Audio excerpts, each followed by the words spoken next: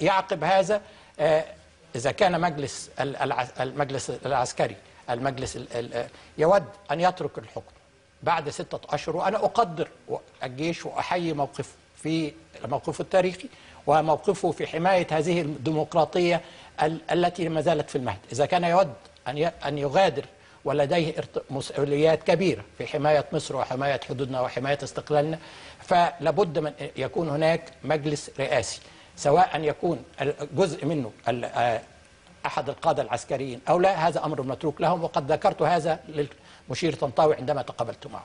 ويجب أن يكون لدينا وزارة انتقالية، وزارة إنقاذ وطني، يجب أن أقول بعد ما سمعت السيد رئيس الوزراء اليوم. وبعد ذلك يكون هناك جميل إنقاذ وطني. إنقاذ وطني بالطبع، لأننا نحن في مرحلة مرحلة في مفترق الطريق. يعني إما أن سنسير في طريق بناء مصر، بناء مصر التي نود أن نراها، وإلا سنحرف إلى الهوى يا يسري. نحن في مرحلة فاصلة في تاريخ مصر. وبعد ذلك يجب أن تكون، ونبدأ من الآن، لجنة تأسيسية لدستور جديد ديمقراطي.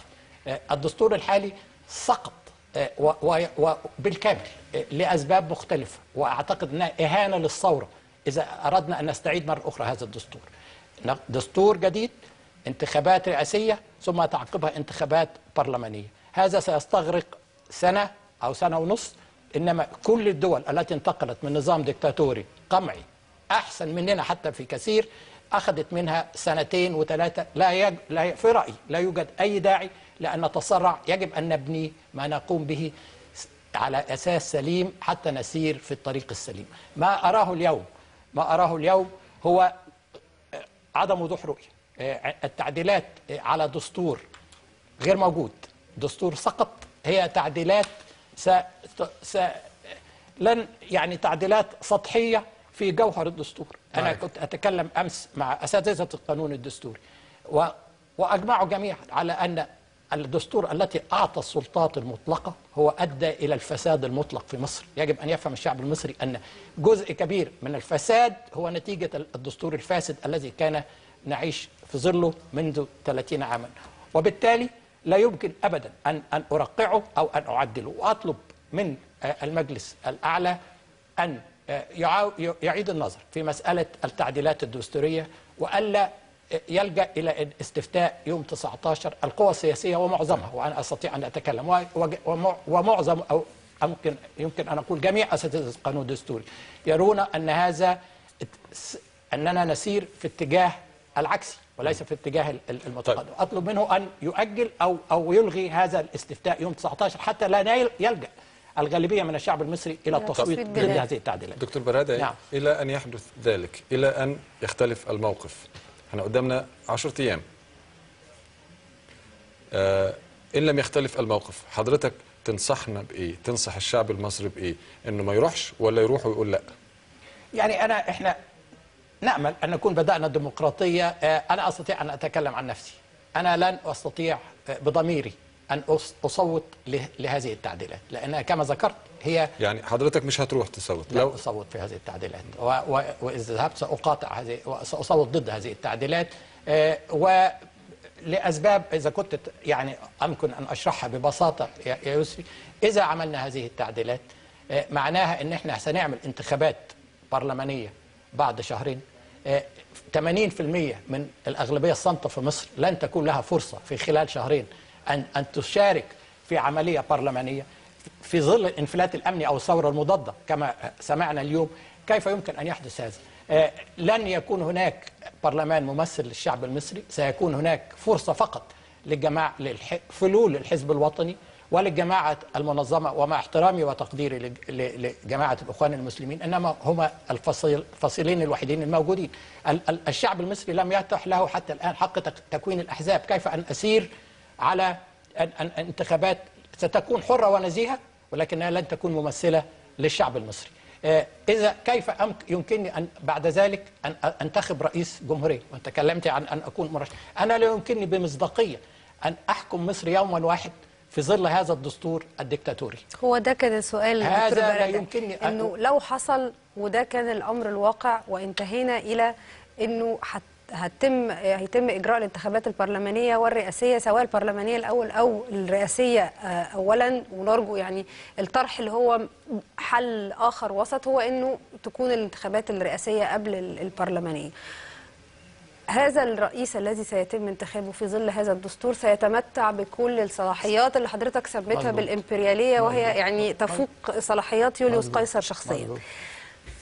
كان السؤال: هل الدكتور البرادعي يقبل أن يكون هذا الرئيس على الأقل ولو من باب أنه واثق من نفسه وأنه مش هيستغل هذه السلطات والصلاحيات وهيعبر بمصر هذه المرحلة، ولا من حيث المبدأ مرفوض أن يحكم بالنسبة له أن يحكم مصر في ظل هذا ريم، أنا بتكلم مش شخص. حتى لو كنت أنا ملاك لا أود من ناحية المصداقية أن أحكم مصر بدستور ديكتاتوري، دستور يمثل عهد انقضى سقط. ومع ذلك كذلك ليس هذه المشكلة بس يا ريم. المشكلة أن أنت لو مشيتي مع التعديلات دي، اللجنة التي هتعمل الدستور الجديد ستنتخب من مجلس الشعب. مجلس الشعب الذي سيكون غير ممثل للشعب. مجلس الشعب مشوه سيتنتج عنه لجنة تأسيسية مشوهة، يعني بصرف النظر حتى عن مين هيحكم عدة أشهر بدستور ديكتاتوري. وفي نهاية المطاف إذا عملنا كذلك دستور جديد لابد أن نعيد مرة أخرى انتخاب رئيس الجمهورية وانتخاب برلمان جديد. يعني سندخل في متاهة سياسية ودستورية وقانونية أكثر من هذا. إذا أعدنا غدا الدستور 71 معناها أن رئيس المحكمة الدستورية يجب أن يكون هو رئيس حاكم مصر.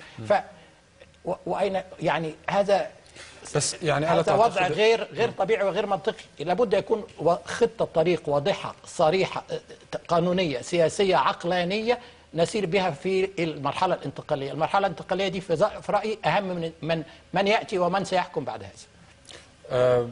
يعني ألا تعتقد يا دكتور أنه يعني مع الظرف الحالي، يعني الأمور مع تقديري وخصوصا أن حضرتك أستاذ في القانون، البعض ربما لا يزال يعتقد أن حضرتك أستاذ في الذرة والقنابل النووية والحاجات دي. لا بس لازم نوضح، حضرتك أستاذ طبعا ودرست قانون في القانون، وإذا كان هناك يعني قليلون يمكن أن يستفتوا فيما يخص هذه النقطة فيما يتعلق بالقانون، فحضرتك بكل تأكيد واحد منهم يعني. طيب ايه المخرج؟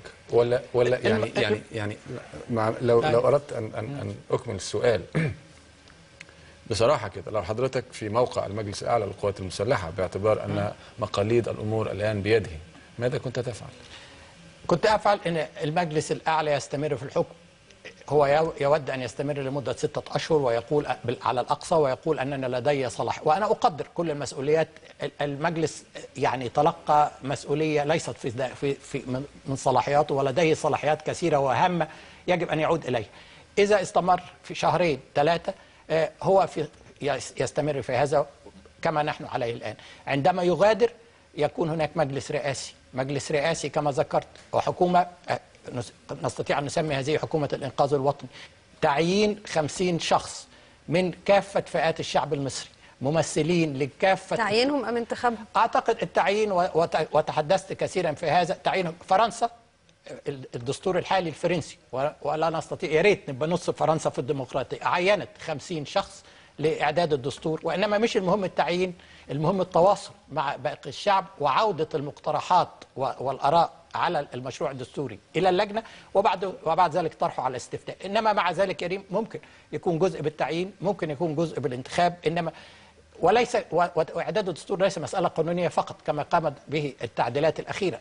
هي مسألة في المقام الأول سياسية واقتصادية واجتماعية. القانونيين كما ذكروا لي أساتذة قانون الإلغاء هم مهمتهم فقط أن يضعوا تصور الدستور بأسلوب قانوني. هم لا صياغة فقط.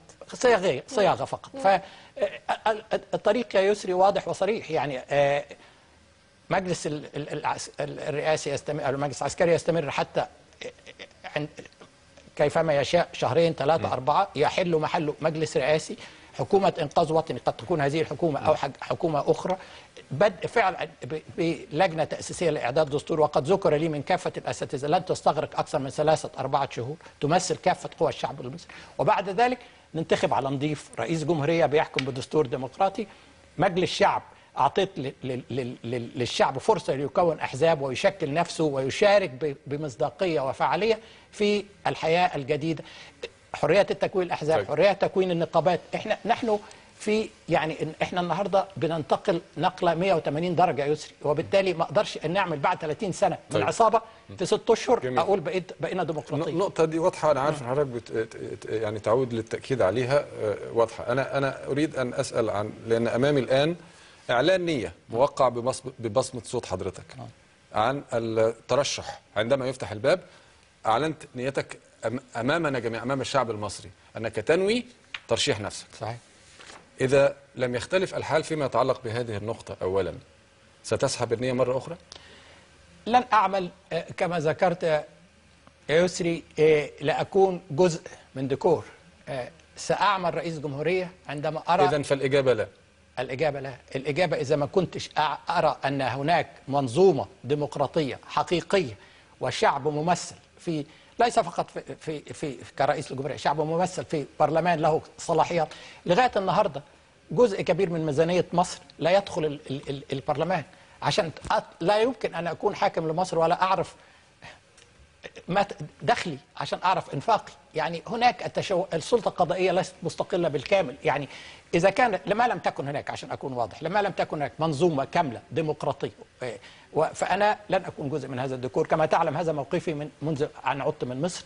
لن أكون أشارك أبدا في أي، وسأستمر كما أطلقت عليه ريم أطلق عليه الناشط السياسي المعارض السياسي، إلى أن نحقق ما نراه في كل دولة في العالم، نظام تمثيل حقيقي للشعب. الشعب يكون فيه السيد والحاكم، ويكفينا ما رأيناه دستور فاسد ينتج عنه نظام فاسد. طيب دكتور، يعني ده يمكن يرجعنا لسؤالك الأول اللي حضرتك قلت إن هو ده السؤال الأساسي اللي لازم نطرحه. هل نستأصل هذا النظام اللي حضرتك وصفته بالعصابة أم نجمل وجهه؟